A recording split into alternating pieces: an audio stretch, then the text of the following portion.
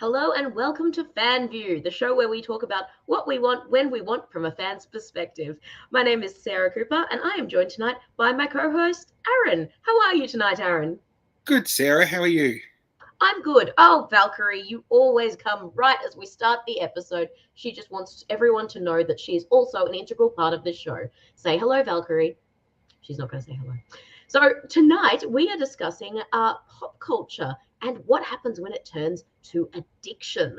What are your thoughts on how this is going to go, Aaron? I'm a popaholic. Yeah, you're a Yeah, popaholic. I've Oh, got but like I'm the one with all the pop vinyls. yeah, well, not pop vinyls, but pop culture for sure. I've got a lot of stories, and working in a collectible shop, I've got some interesting stories, not just about me, but Yeah. other people I've met as well. I'm just realizing now that I've completely misunderstood the topic, and here I was thinking we were going to be talking about pop vinyls tonight.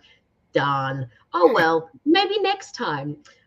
So starting off, let's have a look at basically what happens when it goes too far, and basically also honestly, to start with, let's go over the context of what is addiction and especially what is a dopamine addiction, because that is essentially what pop culture is. Well, pop culture addiction is. Pop culture addiction is when you basically it's a maladaptive coping strategy when you become addicted to something over reality that you think is more exciting and more fulfilling. And so your brain produces dopamine and you eventually basically, it creates a feedback loop of positivity where your brain decides it's better to do that than any of the real stuff that you normally do in your life. It is easier to just do all your addicted stuff. I'm so sorry, cats. Gavin is asking, how do we determine between an obsession and an addiction? So typically, the difference between an addiction and an obsession is an addiction is something that you can't stop without not on your own. So an addiction would be something where if you get told, oh no, you can't, say you're addicted to playing a video game, and somebody says, no, you can't play tonight because we have tickets to the theater or whatever. They would say that would get you angry, that would get you agitated and distressed, and you would not be doing well until you then got your next fix of the game because you have an addiction to it, and without getting that dopamine source from somewhere else, you get upset. So like a smoker waiting for cigarettes. Are you saying, say I had a son and you had bought expensive tickets to a play, and they say, I don't want to go to the play because I want to stay home and play Minecraft. And then you say you have to go to the play, and they won't agree to go until they're allowed to play it on their phone for the whole time. That could be not an obsession, but an addiction. That is very much textbook addictive behavior, and honestly very normal for teenagers to have a bit of a dopamine addiction to something or other at some point in there. It's especially teenagers, often they've got other stuff going on, and it's a nice easy way to control their life if they feel out of control. So yeah, but that's a dopamine addiction, and you can really get a dopamine addiction to anything. Most common examples would be things like gambling and video games, but as we're going to talk about tonight, you can also get them to things like going to conventions, cosplaying, buying the newest comic every week. There's so many things you can get addicted to. And yeah, what do you want to say about that, Aaron? Well, I have seen many forms of addiction and obsession. And I would have to say myself, I'm obsessed with Doctor Who from a very young age.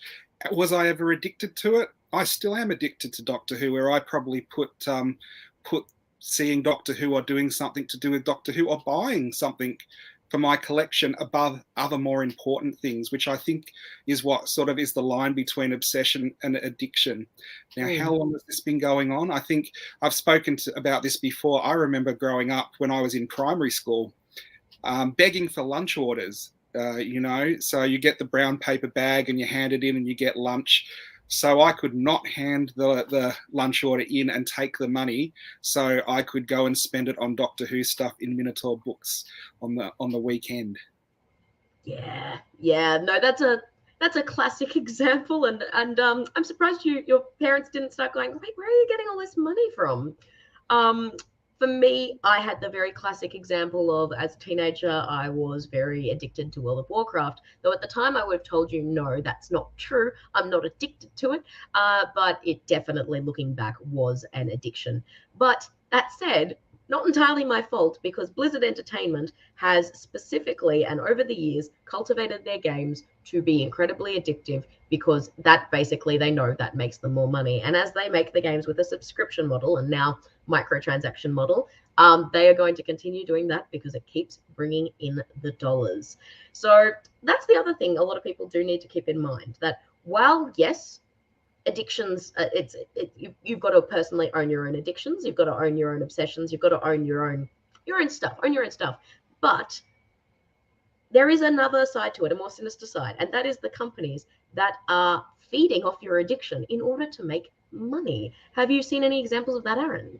Absolutely. One of the earliest ones I remember is reading a Hasbro marketing report when Kenner relaunched the Star Wars line in '95, and they had done all these surveys, I guess, at different conventions and things like that, to work out the average person who would be collecting Star Wars toys, their average wage, and their disposable income, and then decided to launch with as many toys a month that an average person could use their entire disposable income on. Because the thing with an addiction, if you buy everything and it becomes habitual, you keep doing it month after month. If you can't get everything, if you miss stuff and you're not got a complete collection, then you're not as compelled to try and get everything. But if you can just get everything, and it's a bit of a struggle to find, so it's an achievement when you get it.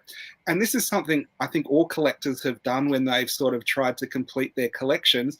And sometimes this is deliberately manufactured, the thrill of the hunt, short shipped figures, and then, just being able to afford everything and having a little bit extra to maybe buy something on the secondary market. So it's quite, I don't know if it's genius or insidious. There's a bit of both. It's absolutely a bit of both. Rod has chimed in with, the pandemic lockdowns would certainly have seen a spike in pop culture obsession. With the world effectively closed, collecting merch and binging stream television would surely have been a lifeline against depression. And that's absolutely true. With everything going on in the world the last couple of years, especially living in Melbourne, where we have had extended lockdowns. I remember distinctly when lockdowns first begun and everyone got obsessed and quite addicted to playing Animal Crossing, because it was a brand new game that had come out and it allowed an escape that the drudgery of the reality of our situation. And so I saw a lot of people, and honestly myself included, basically playing it nearly, not 24 hours a day, but as long as they were awake each day, that console would be with them and they'd be on the island, just escaping their actual reality and instead enjoying this virtual reality. So yeah. Rod has now chimed in. An addiction is when you spend your last dollars on toys, etc., over food and rent. Yeah, that is another one of them. That's another way of defining it, I'd say. Well, the online thing is interesting because there are social addictions. And I guess when I was growing up, I was very antisocial. So being in a social group wasn't a kind of addictive setting for me. That's kind of changed around now, where antisocial people can maybe form bonds online, even through shows like this or chat rooms, which was harder to do for someone who might not be or is socially awkward. And one of the things you were talking about with Animal Crossing, I've seen on a much bigger scale with Pokemon Go, where everyone is playing individually together. It's sort of a social, shared event, but it isn't like everyone does, socialize with each other. It's kind of a way that a game allows people to feel like they fit into a group without having to even say anything if you don't want to. It's almost an alternate definition of parasocial. So parasocial is a one-sided relationship. So a parasocial relationship is a relationship an individual would have with, say, a celebrity. So if you're watching a TV show and you start to feel an attachment to an actor in the show or a character in a role, but they have no idea who you are, that is a parasocial relationship. So I'm going to co-opt the phrase and use it alternatively as when you are in because I can't think of a better term, or I don't know the better term, when you are in a setting where you're not having to socialize, but you are still getting that feeling of social engagement because you're just around people. And yeah, so there's been some actual sad events due to Pokemon Go and its predecessor Ingress. Both games have caused fatalities. People have died from playing these games. From Ingress years ago, before they had in Pokemon Go, when you load on into the app, it says watch where you're going, basically pay attention to your surroundings. And that is basically a disclaimer to stop them getting sued, because a person playing Ingress got hit by a car while crossing the road because they didn't look on either side of the road. They were so focused on playing the game in front of their phone. So it's one of those things that it's fine until it's not. It's socially acceptable and it's okay until it's a problem. And it's very hard to define that line of when it becomes a problem. I think everyone would probably remember the phenomenon that happened when Pokemon Go launched, and there was news stories where there were crashes on the freeway because a Pikachu spawned and someone slammed on the brakes because they wanted to catch it. So stuff in the virtual world affecting the real world in a negative way. But I wanted to go back to something you were saying earlier about forming a connection with maybe people on a TV show or something. For you, for you and me, we have an opportunity that probably 20, 25 years ago wasn't happening, which is the big pro conventions in Australia, where when I was growing up, if you could get someone who designed the clothes on Doctor Who, that was a win, and you would go and see them and get their autograph. Now you go, oh, if it's not the Doctor at the convention, I don't know if I'm going to go. It's got to that point where we're really picky on stuff like that.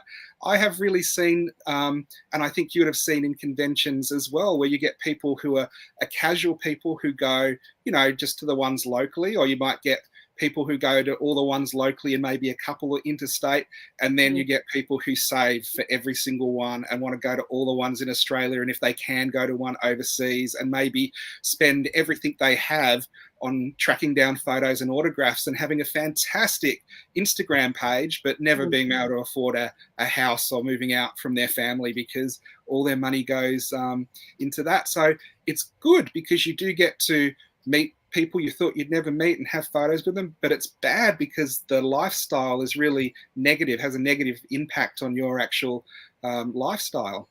I think it's very much a personal preference. It's one of those things that's a lifestyle. You have to you have to decide that is your lifestyle now. Your lifestyle is going to conventions and meeting those actors you love. And I've known so many people that becomes a huge part of their identity, meeting actors and going to these events. And it is a social interaction because they meet the other fans there. They meet the other people that are on that page, and hopefully they're focusing more on those relationships than the parasocial ones they have with the actors.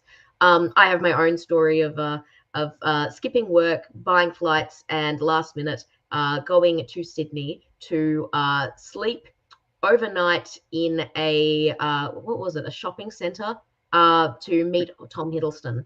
I formed a lot of enemies that night and also a lot of friends because I organized a queuing system to prevent people from basically clawing each other's eyes out. And when people arrived later and they were after the first, I think there's 150 of us were able to get in, they were very upset that, we had this system that excluded them. So, That's interesting because pop culture has got to the point where that is a thing that used to happen with bands and going and queuing for concerts, because there's always be the people who would turn up, half an hour before it opened and try and get in front of everyone who had slept there overnight, kind of thing. Yeah. Dags has just chimed in as the Sci-Fi Zone. I knew of one lady who worked out she had spent over $10,000 just in guest autos and photos in one calendar year. She admitted she was addicted, but kept on going. That is, wow, that's a lot of money to drop on conventions and We'll have spoken to Dags, because Dags has like a big history in not just conventions but knowing people and where they're from and being in the different fan clubs, and he was relating stories to me of people from Sydney who'd come down every month to the Star Walking Melbourne conventions and drive down and drive back and do it every single month. Now, you can probably understand that for a big convention when there's a guest, but when it's just a fan club meeting, that's real dedication. So you don't know if that is an obsession, something you enjoy, or it has become an addiction kind of behavior. Yeah, look, I have my own experiences with that from when we used to host Melbourne Muggles monthly fandom meetup groups. So we'd have an event every month, and people would come from all over the state. And we had one particular pair that they would get the train from. I can't. It was a 6 hour train trip. I don't know exactly where they were coming from.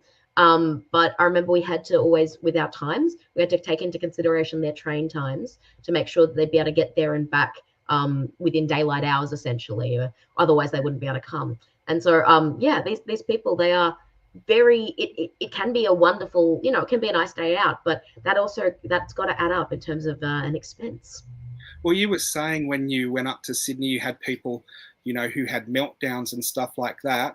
Is it okay? I've seen meltdowns at conventions as well because autographs have sold out, or they've missed the photo opportunity, or the talk they wanted to see was not on the day that they came, and things like that. Do you think it's okay for someone to be so emotionally invested in something that it's causing meltdowns and tantrums and things like that? Not in children, but in adults.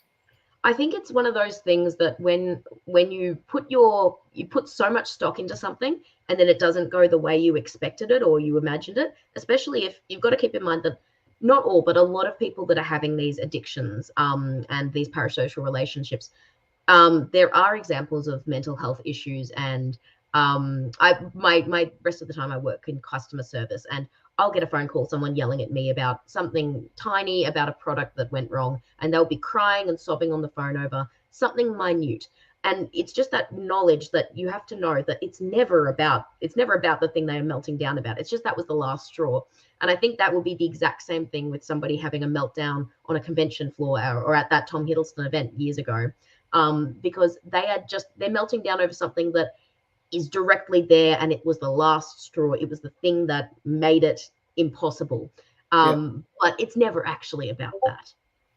Well, it might not be an obsession or an addiction, but the other thing you see at conventions, and I haven't seen it for a while, but sometimes when they used to get maybe some of the high profile guests from Harry Potter, was, I guess, particularly girls freaking out and then losing it and not being able to talk, and kind of almost that Beatlemania thing when they confront the, I don't know if it's the obsession or someone they've been crushing on or someone they've wanted to meet for so long.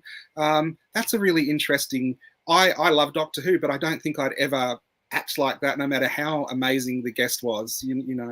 Yeah, look, I think with Harry Potter, there was a very specific thing that was going on, because as somebody who did grow up deep in that fandom and was the same age as the characters in the books that were coming out and the actors in the films, it was a very easily developable parasocial relationship, because it was before social media being the extent it is now. So there was Yep. some social media, but not as much. So you'd basically be going by interviews in magazines, maybe maybe if you're very lucky, a MySpace profile. But essentially, you'd be having one movie every year, and that actor or that character would be growing up at the same age rate as you, and they'd be reflecting your own life experiences back at you. And it was very natural and easy to develop those sort of not so healthy relationships, but it was an understandable thing that was happening to a lot of us, and myself included. My first convention was to meet Tom Felton, who played Draco Malfoy, and I remember he had the flu and he was very, very sick, but he insisted on staying back until everyone that had bought a token got their photo and autograph. So I still think he's a class act as a result of that day. That's pretty cool. Now, I was going to talk about some of the more obsessed or addictive things I have seen, either in my own behavior or through the shop with customers' stories. But before I say that, maybe anyone who's watching, what's the worst thing you have ever done for a collectible or an event or something that borders on what normal people would say that's just nuts? Now, I have a couple. You were talking about going to Sydney. I flew to Adelaide to see Billie Piper, but the interesting thing about that is she had a sort of a reputation of pulling out of conventions, not just here, but other places, because she's a popular actress. So she had announced going to Adelaide the year previous, and I said, I don't think she'll turn up. And she didn't, so I hadn't bought tickets. And then they announced the next year she was coming again.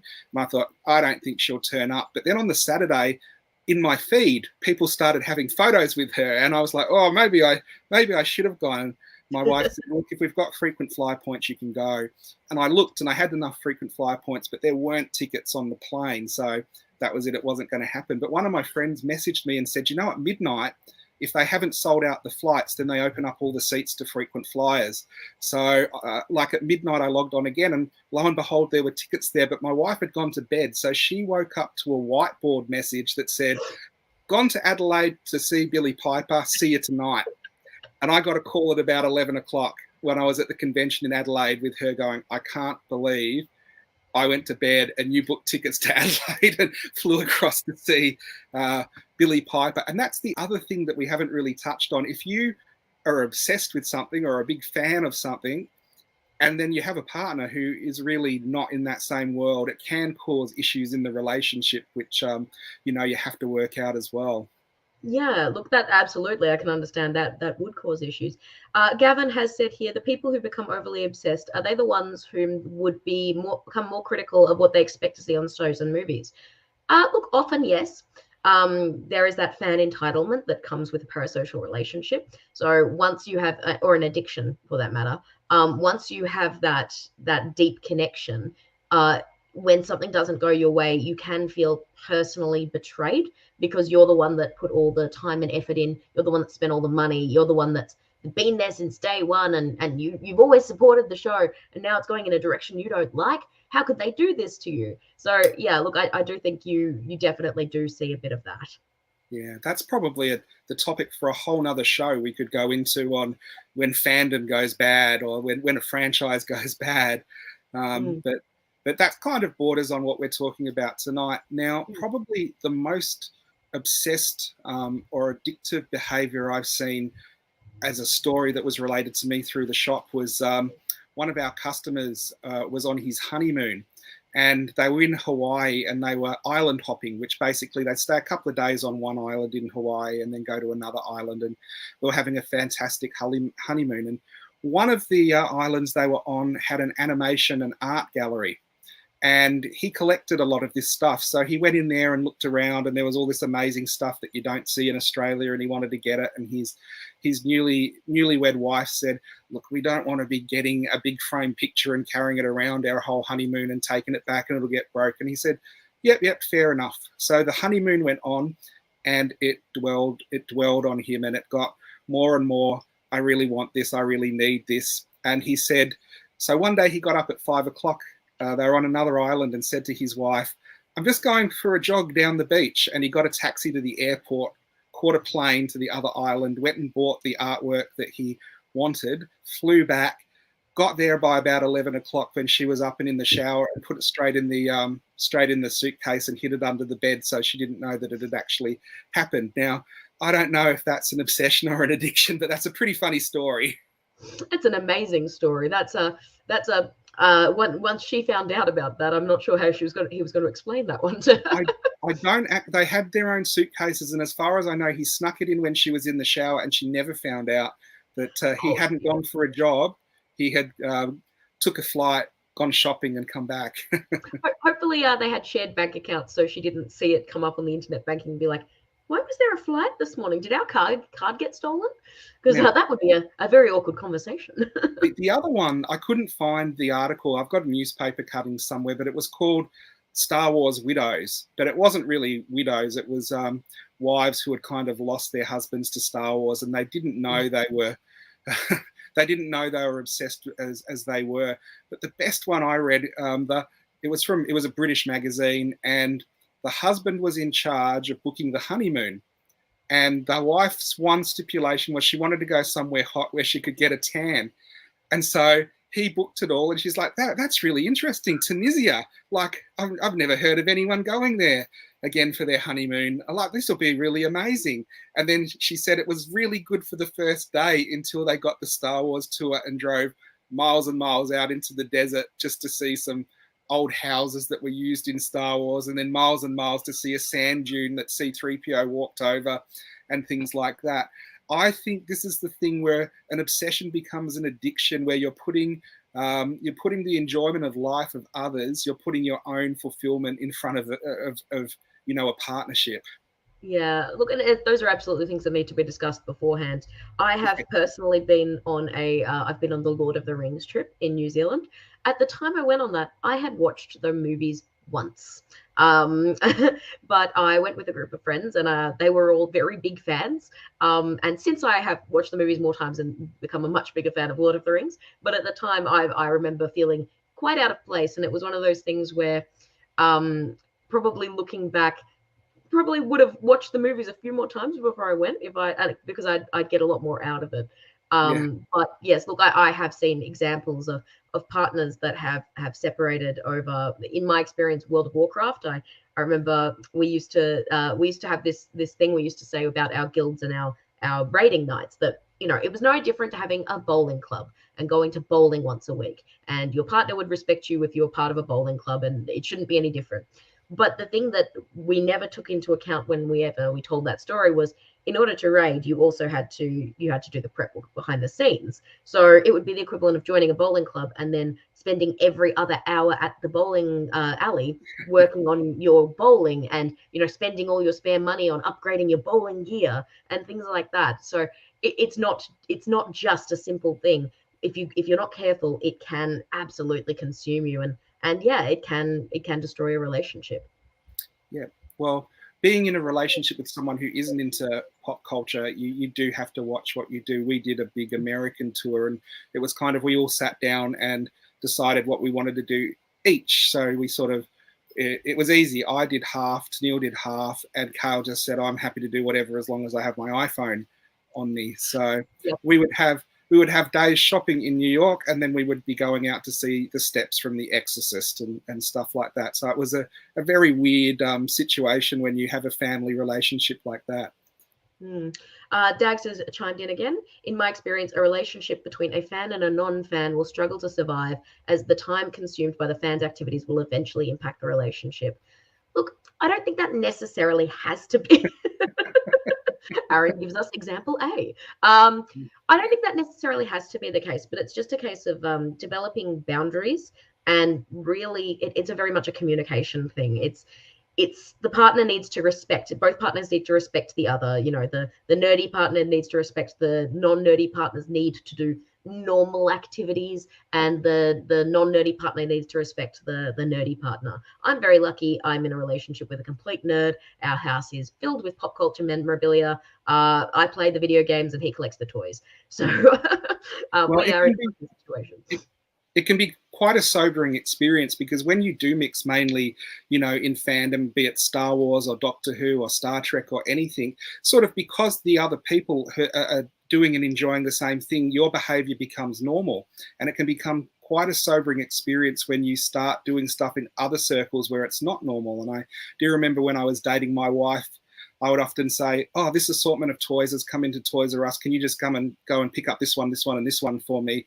And she would do it, and it was fantastic. And it wasn't till years later she said, "I hated it when you do that. Not because I didn't want to go and do it for you, because you would go into the shop and you'd pick up two toys and go, 'This one's wrecked and this one's mint.'" And she goes, "I look at both of them and they both look exactly the same." And so me telling her to go and pick up like a couple of toys would be an hour of her going through every single one on the peg, making sure the eyes weren't cross-eyed, there was no creases on the card, the bubbles were perfect and things like that. And I had no idea, because Mm. that's just something I did and have an eye for, and someone outside fandom really doesn't. It's like a foreign community. Yeah, look, Adags has joined in again. If you're just a fan, that's one thing. But once you join fan clubs or convention committees, then things changes for the non-fan. And look, Yes. I think that is also part of it. When you're deep in the fandom, there's a difference between watching the movies and enjoying them, and becoming so invested in the fandom that the fandom is basically revolving around you, and you have to organize the fandom. I know Yes. personally that we no longer really run anything for the Melbourne Muggles. It's sort of a bit of a dead group at the moment, unfortunately. Everyone running it moved on and no one else has stepped up. But it is one of those things where the people that are putting that time and effort in, it does become their life, and it does become a huge time commitment. Yeah. And yeah, the partner does have to respect that. And if it can't be balanced, then that's going to be an uncomfortable conversation, I think. How do you feel about when fandom and collecting leads to criminal behavior?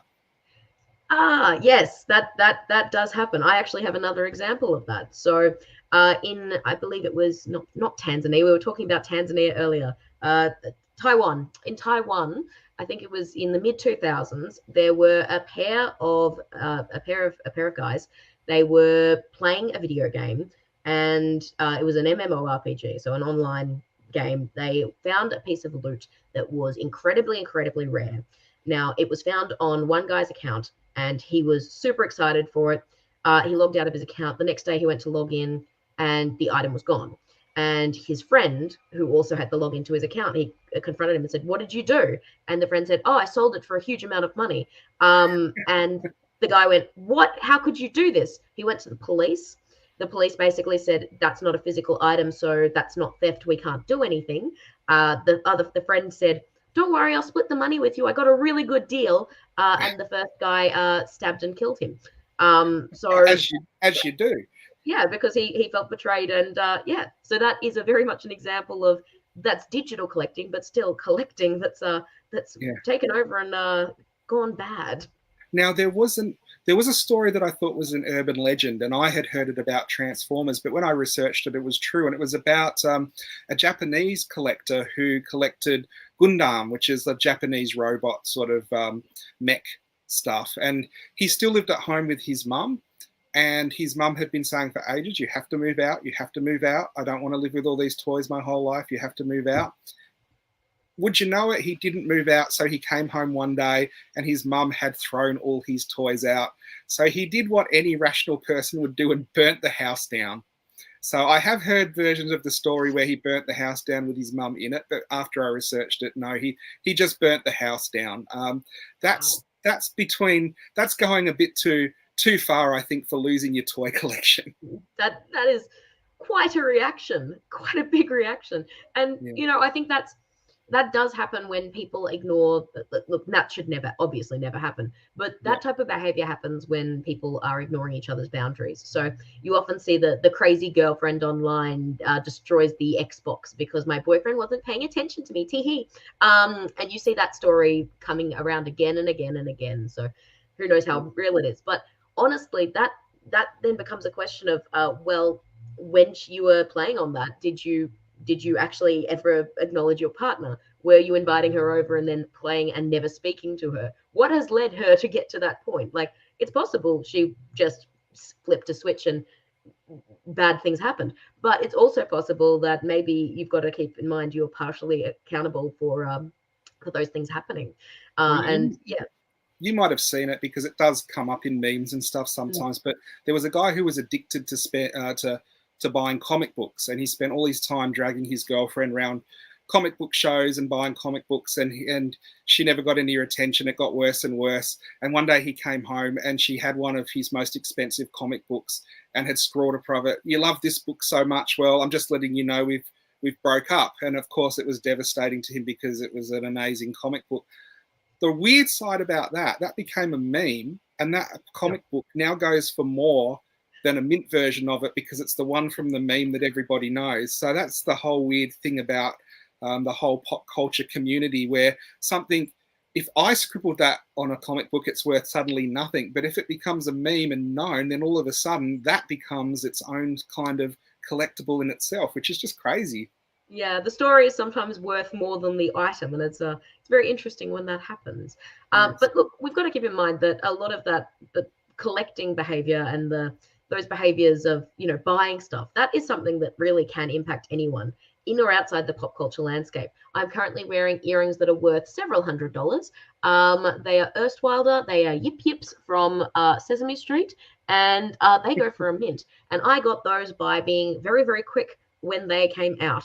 But there are things like that these ones are specifically nerdy because they're Sesame Street, but there are other ones that are just, a bird or, some cute hearts. And those things are also worth a huge amount of money. So it's not just the nerds and the pop culture obsessed people that get into this. It happens to us all. And that's another thing that I think is funny, because a lot of people will judge somebody who is in fandom and gets all of this deep level of addiction, but they won't judge the person who's this obsessed with foot football, because that's seen as a socially acceptable way of getting into stuff, and that's seen as everyone does that, so that's fine.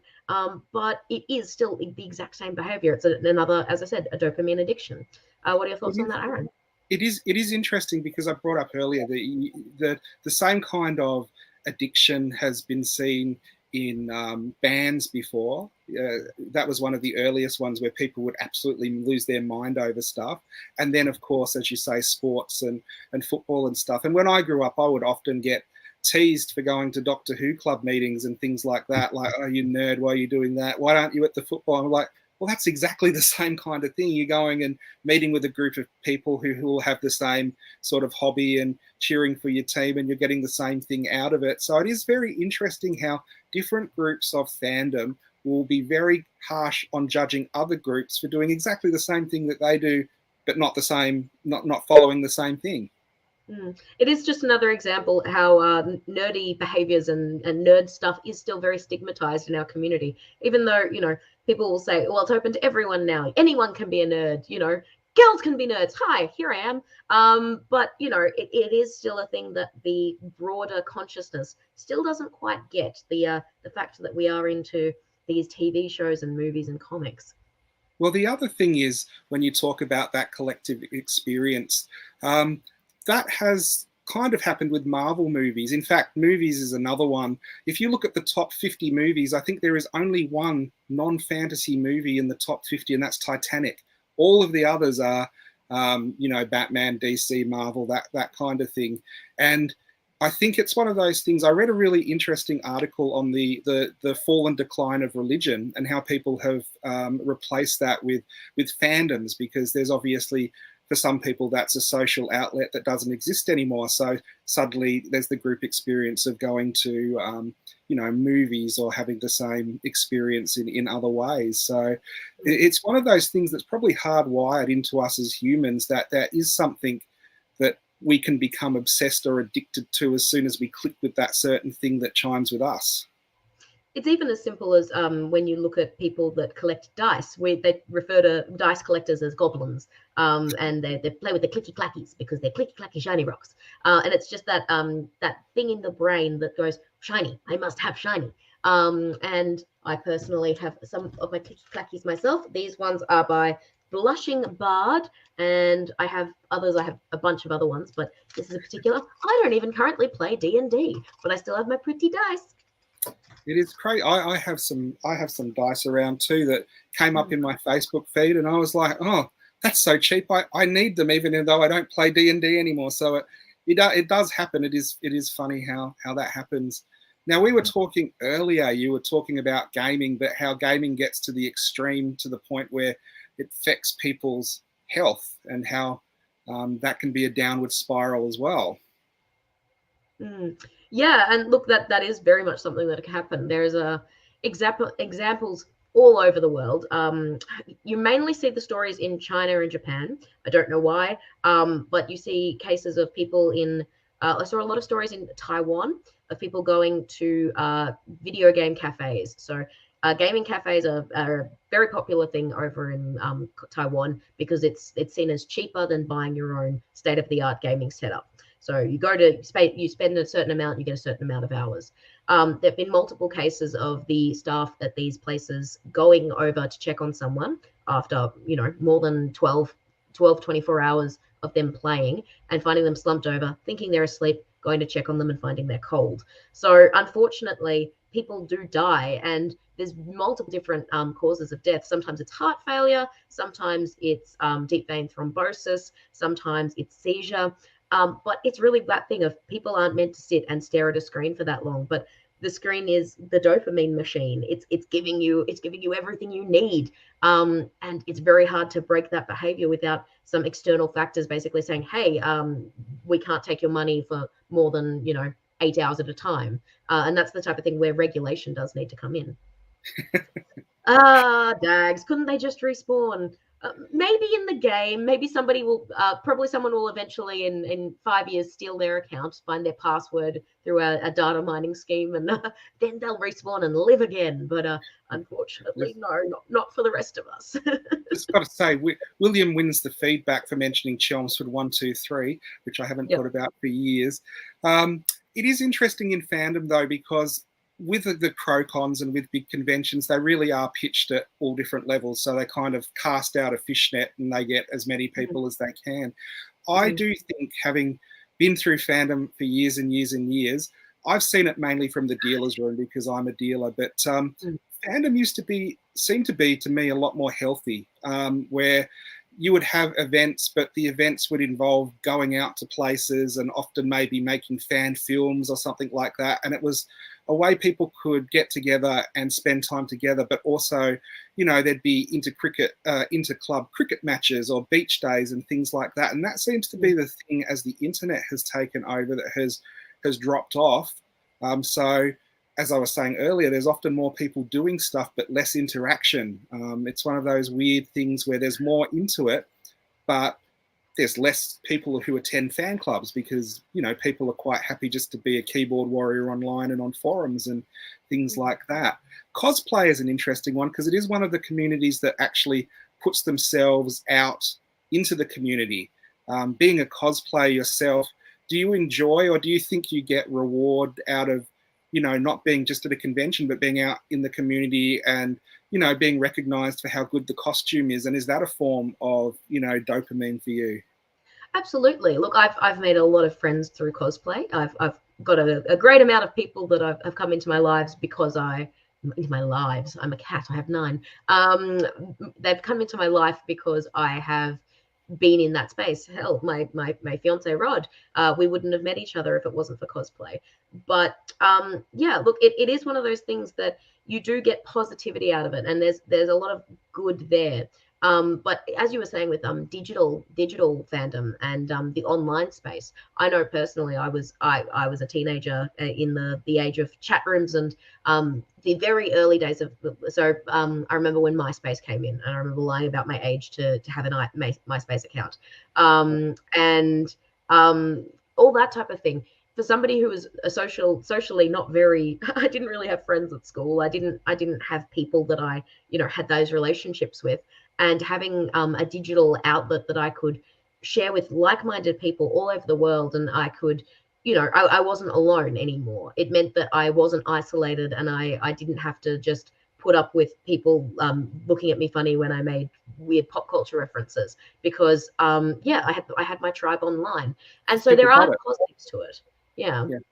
So Evan has asked an interesting question. In your eyes, what would be the biggest pop culture to you? Now, I don't know if you're talking about, area of pop culture like cosplay or conventions or things like that, or actual franchise. Just from my point of view as a dealer, Star Wars far and away is the biggest area of pop culture, and that runs through merchandise, conventions like Celebration, theme parks, cosplay. So just about everything. It's interesting though because Star Wars goes through ups and downs over time, and after the prequels, it was going through a bit of a low, and probably DC and in particular Batman was the biggest franchise in my opinion.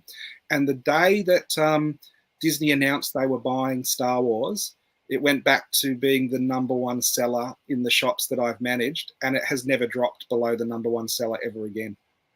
No, Star Wars has, as we were talking about last week, very toyetic. So that's my little Jar Jar, everyone's favorite figure. I have everyone's favorite figures. I have Jar Jar. I have Rose. I don't have a Dio. I need to get more unpopular Star Wars characters, the most hated characters. It's fun to have them and see people's eyes twitch when they look at them. I have a Rose too. It's just a Doctor Who figure, not a Star Wars one. It is funny how, as you say, you can have characters like that, and they are triggers within fandom of almost, oh, you must be collecting them ironically because no one can possibly like that kind of thing.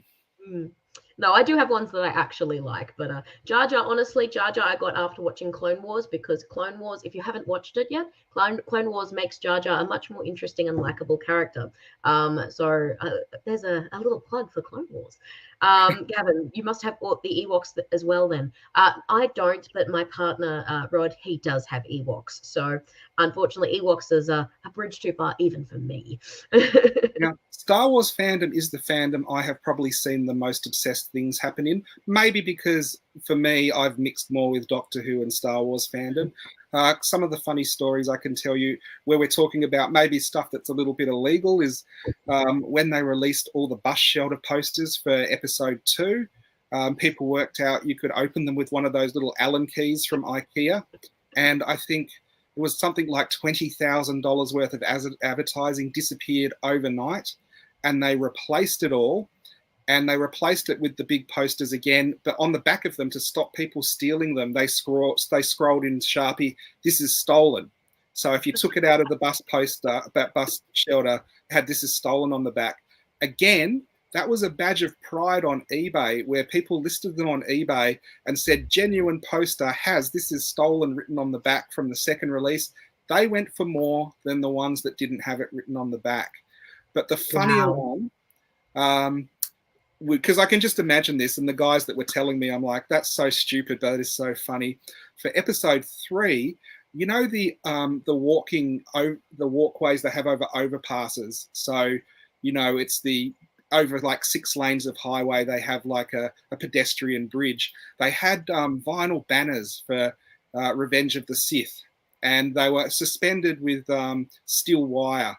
So a couple of my customers decided they were going to go at 3 a.m. to the one on, I think it was White Horse Road, with bolt cutters, and they bolt cutted it down and they rolled it up. And when they rolled it up, they didn't realize it was so big it couldn't fit on their car, in their car. So they had to go home and get Oki straps, and at 4 a.m. drove home with this massive banner on the top of their car held with Oki straps. And they go, and we got it home, and we can never unroll it, and we can never look at it, and we can never do anything with it, but we've got one. So that's sort of the obsession or the addiction that takes it a bridge too far. I can't really judge too hard, because I've gone to lots of fan like release events. Like I went to the Star Wars fan event in Sydney when The Force Awakens came out, and I remember there was a giant poster, like a giant banner, cardboard banner, and somehow we ended up with that, and that lived in our garage for several years. We brought it all the way back to Sydney, from Sydney to Melbourne, and I have a feeling it's in the shop now. I have a feeling you've ended up with it. Yeah, the naughtiest thing I have ever done was a Doctor Who thing, which is horrible, but it's one of those, Aaron is horrible, but also he like is too guilty to let this happen. When I was collecting Doctor Who, you know, when I was in high school, the libraries around me had some older editions of books that I really wanted, and I approached them to sell them, and they wouldn't sell them to me. So I borrowed them and then lost them. And when you borrow something from the library and lose it, you then have to pay for the replacement. So I paid for the replacements of all the books I kind of liked, and then magically I found them all. So, oh wow. my, yes. What a magic event. I know. Power fandom. Yes, one of those things where you're like, now I think about it and go, how stupid was I? But again, it is the obsession and the compulsion to have these things, and you need to have it, and you need to complete your collection, that drives some people who might be a bit too obsessed with stuff to do things like that. It's that Pokemon compulsion, the gotta catch them all, except in this one, it's gotta collect them all. And yeah. So I think we're coming about to the end of the episode. Did you have anything else that you wanted to add, Aaron? Or no, anyone in the comments, did you have anything you wanted to add? Yeah, I think we went through most of the comments that had interesting questions. No, was there anything else that you wanted to add about your fan addictions? I think I've touched on most things. I currently have a shipment coming from an American seller of some Japanese products that I'm hoping when they arrive are not fake. So we'll see how that goes, and hopefully I didn't spend a ridiculous amount of money on something that's not resellable. But yeah, it has been a very wonderful episode, guys. Thank you so much for tuning into the Sci-Fi Zone, and we'll see you all next time. Have a good night. Thanks, guys. Have a good night.